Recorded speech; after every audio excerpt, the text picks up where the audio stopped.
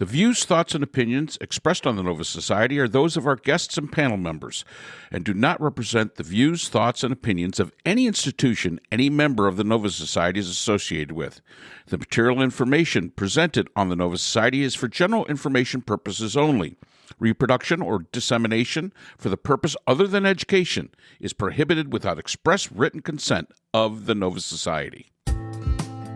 We'd like to welcome everyone back to the Nova Society, and today we're actually going to have some fun. We're going to get off the topic of politics and all that's going on in the world, and we're going to be answering a listener's question about one of our favorite topics, baseball. The listener understands that Scott and myself, both being native New Yorkers, as is Brooke, are big baseball fans in New York. So there's some questions they've got about the New York Yankees and the New York Mets.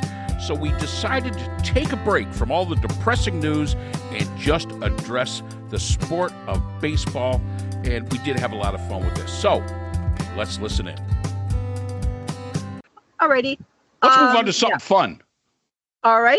So the really fun, super fun question is baseball and New York baseball. Yes, and the Mets. Now, we've got, are the Yankees falling apart, and is Aaron Boone's job in jeopardy? So the Mets seem to be on a roll, which is fantastic. And what is your prediction for the second half of the season? Do you think there are any big moves coming that either team should be making at the trade deadline? Do you think the Mets can make the playoffs? Could they win the National League East? And who do you think will win this year's home run derby? And that is Adam from Queens. And I have not been following baseball really for a while. Have we had our Subway Series yet? Yes, we did. We had one. Two. I think it was only 2 games, but yep. Okay. Yep. Did the Mets win those? Mets won both games. Yes. They both won. Wow, both I'm games, sorry I didn't get to see those. Okay, fantastic. Well, let's take the Yankees first. Are the Yankees falling apart? No. They're still comfortably ahead in the American League East. They're not falling apart. Do I believe that Aaron Boone's job is in jeopardy? No, I don't. You generally do not fire a manager that's in first place.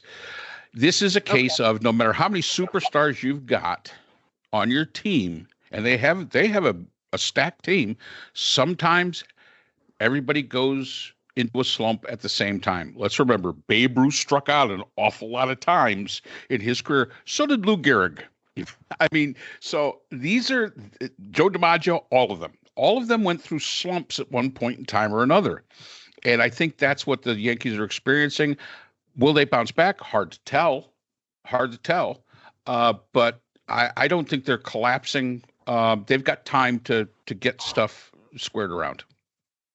Okay. So I'm obviously is their manager. Brooke, I'll get to that in a second, but I do have to correct my friend from South Carolina because Connecticut's a lot closer to New York City, and they're actually in second place. The Yankees are they? Okay. Yeah, they're a game back 3 in the loss column to Baltimore as we stand today, and they've lost. I think it's now this I don't have, but they've lost something like 18 of the last 22 or 23 games. They're definitely struggling right now. There is no doubt about it. But they've won 56 games. Okay, and that's not bad. They are in second place in their division.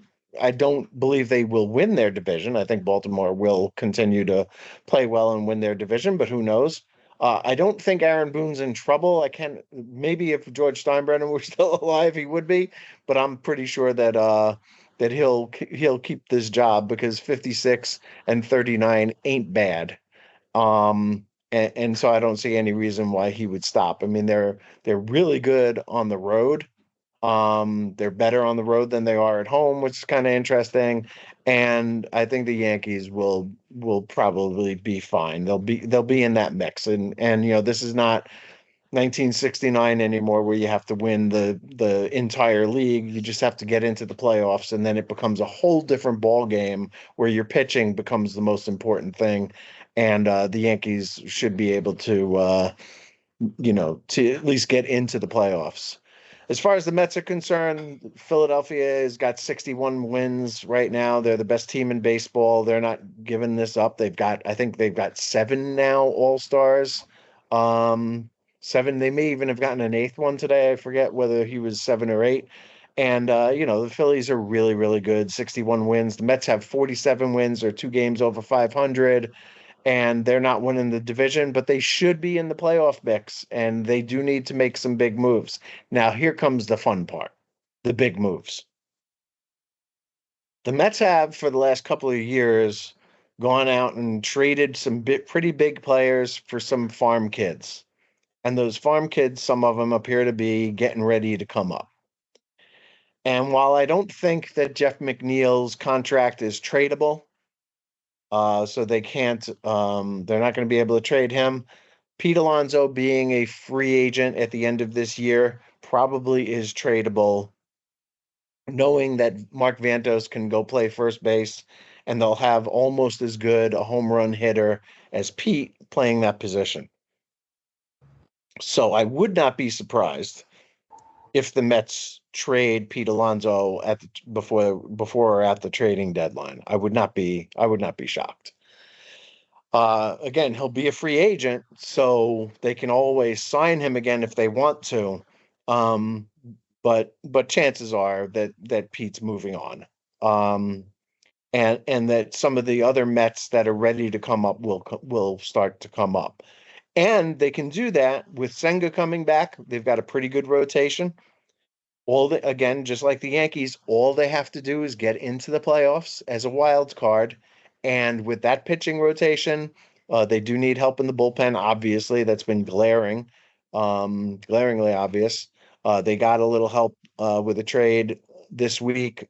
I expect more to come. Hopefully, Diaz rights himself and is what Diaz was when he was being heralded with trumpets and everything when he came into the game late in the game.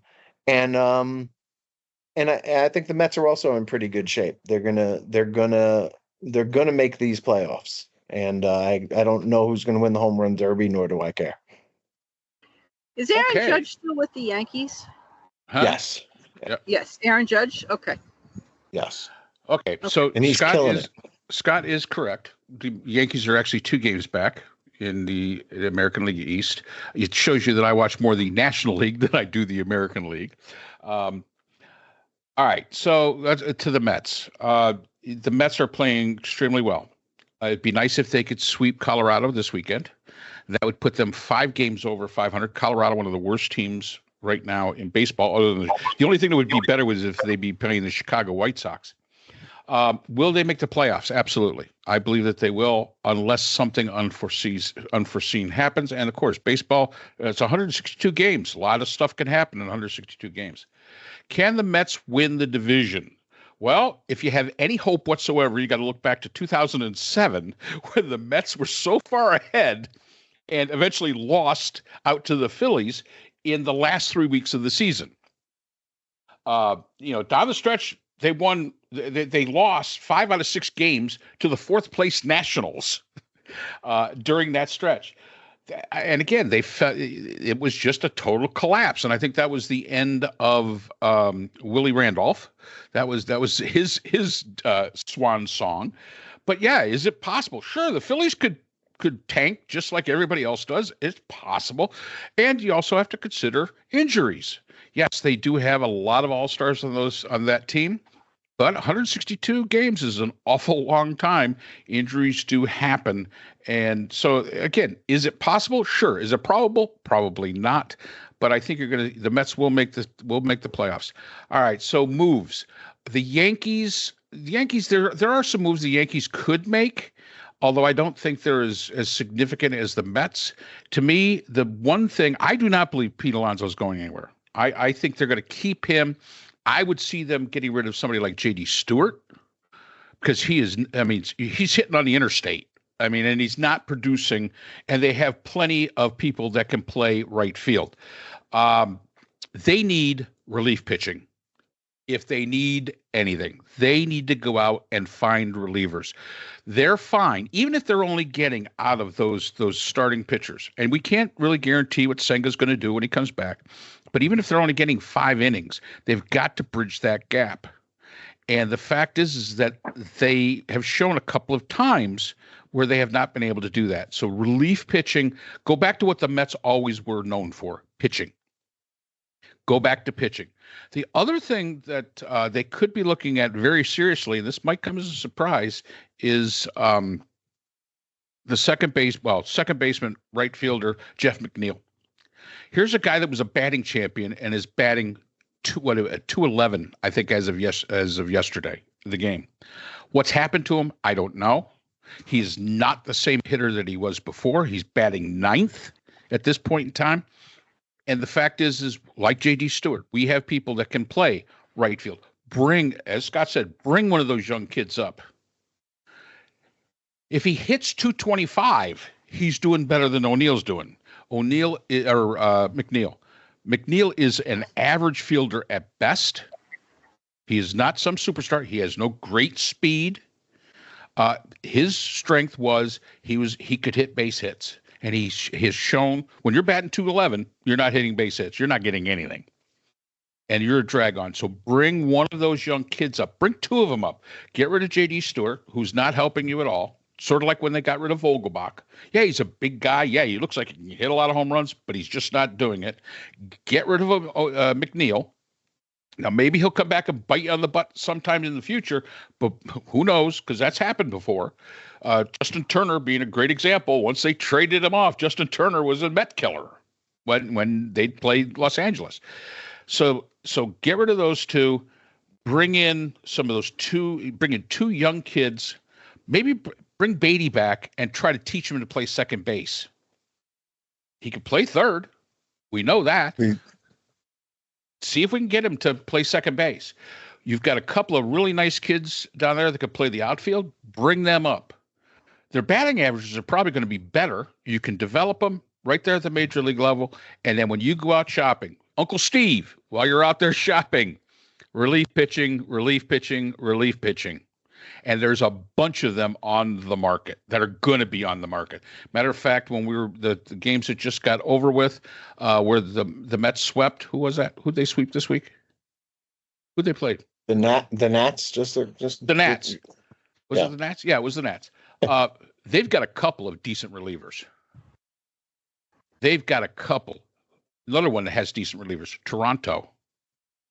Toronto's probably going to be a seller. Believe it or not, the White Sox, who are probably going to sell the whole bloody team, the White Sox have 1 or 2 halfway decent kind of guys you could put in there in relief pitching and make it look. There's going to be teams selling. So relief pitching, Uncle Steve, spend that big bucks on that. Yeah, I got a question. What happens if you want to trade somebody like McNeil and nobody wants to take him? And which will be the case, by the way, because he's got a big contract. And yeah, I don't think they can trade Jeff McNeil. Okay, what happens? Well, they could trade him, but the Mets would have to pay money on top of it to compensate. Right, it would be like the. I don't know where J.D. Stewart sits with that. I don't think he doesn't have even near that kind of a contract. No, I wouldn't think so. But the other thing is make sure you keep J.D. Martinez. Make sure you keep the Nunez kid who's coming out of the pen. He's been absolutely brilliant. That catcher that they have, Francisco, yeah. Francisco. I mean, he is the future. He is the future, and he handles that staff really, really well. Vientos, who's now playing third base. That's why I say you can bring up Beatty, move him to second. It shouldn't take terribly long to get him comfortable. Now, that's coming from a former pitcher who thinks that, second base is like, yeah, okay.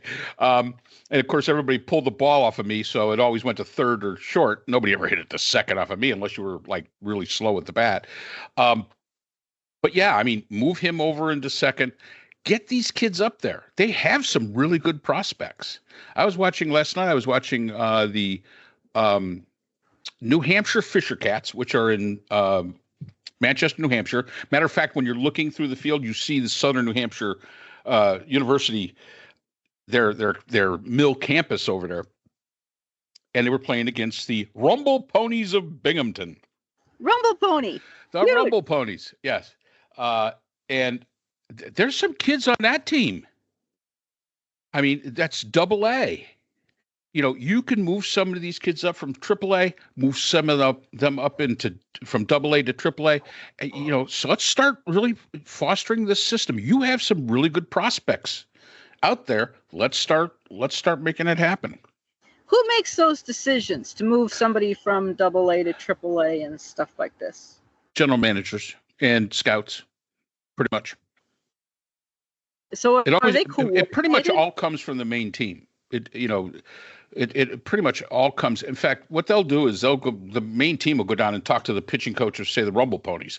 This is what we want you to work on with this guy. I mean, it's developmentally. Yes, it's important to Binghamton and to Manchester, New Hampshire, and who wins the games. Absolutely, that's their team. But in many ways, that guy that you just saw that was great, he may not be there tomorrow. And that team has no say. That's it. They belong to the parent club. Okay, so it does come like from then the Mets, who are right. They're coordinated so that absolutely okay.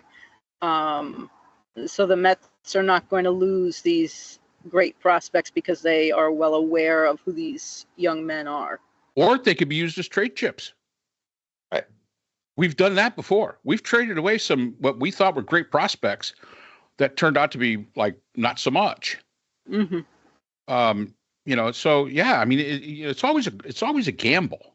Mm-hmm. You never know what a team. I think one of the best moves the Mets made, and I know that many Met fans out there are going to just absolutely kill me for this, getting rid of DeGrom. Since they got rid of him, how many games has he pitched in? Maybe 8? And not many. Not many. And for that size contract, I'm sorry, Texas, you got hosed. I mean, you simply got hosed. And that's just kind of the way it is. Yeah, it's too bad he keeps getting hurt because, I mean, I certainly, when he, his when he got that Cy Young Award, he, his, what was it, like a 1.1 something? It wasn't a lot. His earned run ERA, average. Yeah. Yeah. Oh, by the way, Brooke, you made a mention of, in fact, that was in the email. You made a mention about the Battle of the Hair. Yeah. That was Robert Gerzelman. Yes. So this fan knew because they mentioned it. Oh, the Battle of the Hair. Robert Gerzelman. Who knows? And you know what else is really interesting too? Remember Seth Lugo? Seth Lugo, yes. Best pitcher in the major leagues. Best pitcher in the major leagues, and the Mets wouldn't move him to starting. They always wanted to keep him as a reliever. He now is pitching for Kansas City, and Kansas City's in the mix because of Seth Lugo, and good for him. Good for him. Yep. I remember his name. Well done. So, is there anything else you want to say about the Mets? Did we answer? No. I think we beat the Mets to death. I'll just say this, if you don't mind. No. I think there is great value in making a move at this time of the season, and we saw that with the Phillies a couple of years ago. They made moves, the Mets didn't. Maybe a minor move a couple of years ago, and it really propelled the Phillies. Yeah, I think you need to freshen things up a little bit and bring in what you're missing. And as Mark said earlier, relief pitching. Tanner Scott from the Marlins, or who's the guy Estevez on the Angels. These guys would be really, really valuable to the Mets, and whatever they need to do to trade for them, they should do. I will reiterate, I think that the Mets can and will trade Pete Alonso, move Vientos to first base, and bring up a prospect or trade for somebody to play third base. I don't see. Well, anyway, as I said earlier, I think that could happen, and that even though they're buyers and not sellers, they could sell that big piece right now.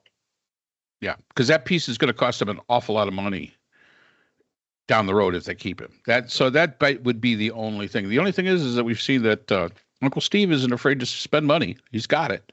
He's not afraid to. He's not afraid to lay the money out there.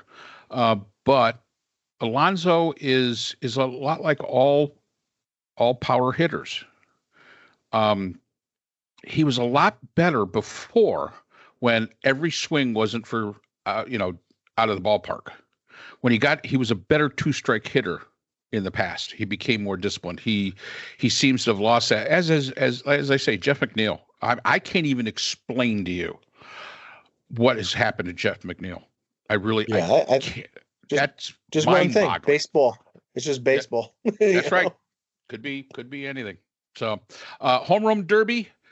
No idea. I know Alonso's in it. Maybe. Gunnar Henderson is on my fantasy team. He's been great all year. I want him to win the home run derby. there you go. There you Baltimore Orioles, second-year player, great home run hitter, great player. So that's all the time we have for today's episode. The Nova Society is a production of the Phoenix Research Institute. We'd like to thank our sponsors for this episode. BH Conflict Resolution Services, a full-service dispute resolution firm offering expert and cost-effective mediation services to couples, groups, and businesses. BHCRS can be reached at www.bhcrs.com. We'd also like to thank our podcast partners, Buzzsprout, who hosts the Nova Society, Audacity, our editing partners, and Podkite, who does all of our analytics. iHeartRadio, where people get their music and podcasts, Apple iTunes, the largest source for music and podcasts on the internet, Spotify, the most popular source for the Nova Society. The Nova Society is available on all of these and other quality platforms. We'd like to thank all of our listeners. Without you, the Nova Society would not be possible. If you have a comment, question, or would like to be a guest on the Nova Society, we can be reached at nova.society.podcast@gmail.com. Always remember, the power of society is knowledge. So for Dr. Scott Gershworth, Dr. Priscilla Hobbs, Dr. Brooklyn Ann Weldon, and all of us here at the Nova Society, I'm Dr. Mark Bound. Be well, and we hope to see you again next time.